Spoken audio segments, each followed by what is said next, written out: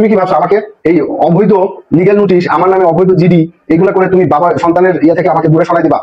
Is it not possible. আমি কিন্তু বলছি, আমি হেরে গেলেও আমি সেই বাবা হেরে যাব যে আমার মেয়ে সারা জীবন বলবে যে আমার মায়ের কাছ থেকে এই নরক থেকে আমাকে নিয়ে যাওয়ার জন্য আমার বাবা সর্বোচ্চ চেষ্টা করে গেছে, এবং এর জন্য আমার 2 মেয়ে প্রাউড ফিল করবে, এবং আমার মেয়েকে, আমার সানদিকে সারা দুনিয়ার মানুষ বলবে যে তুমি একটা ভালো বাবার সন্তান, তোমার শরীরে একটা ভালো বাবার রক্ত। এটা আমি বিশ্বাস করি, কারণ রক্ত কখনো বিমারি করে না, আমার রক্ত কখনো খারাপ হতে পারে না।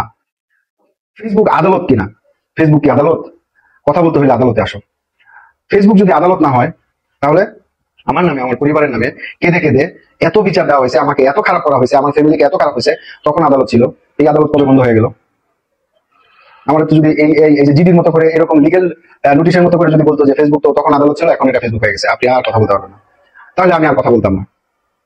সানভীর বাবা সানভীকে নিয়ে লাইভে এসে কি কথা বললো। সানভীর বাবা সানভীকে দূরে যেতে দিতে চায় না। সানভীর বাবা চায় সানভী যাতে কিশোরগঞ্জে চলে আসে। সানভী যেহেতু কিশোরগঞ্জের মেয়ে, সেহেতু সানভী তার বাবার কোলে যাতে ফিরে আসে, সে যাতে বিদেশে পড়াশোনা করতে না যেতে পারে, সেই জন্য তার বাবা কি ধরনের কথা বলছে। তার বাবা তার জীবনের শেষ মুহূর্ত পর্যন্ত লড়ে যাবে যাতে সানভী যাতে বিদেশে যেয়ে পড়াশোনা না করতে পারে।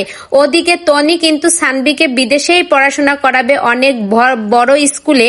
তো বন্ধুরা দেখুন, এখানে কিন্তু সানভীর বাবা সানভীকে যেতে দেবে না দূরে, আর টনি সানভীর উন্নত জীবনের জন্য কিন্তু তাকে বিদেশে ভালো পরিবেশে রেখে পড়াশোনা করাবে।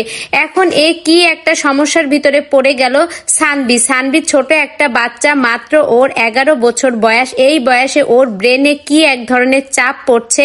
তো বন্ধুরা, এখানে সানভীর বাবার মতামত সম্পর্কে আপনাদের মতামত কমেন্টে জানাবেন। ভিডিওটি ভালো লেগে থাকলে একটা লাইক করে আমার পাশেই থাকবেন।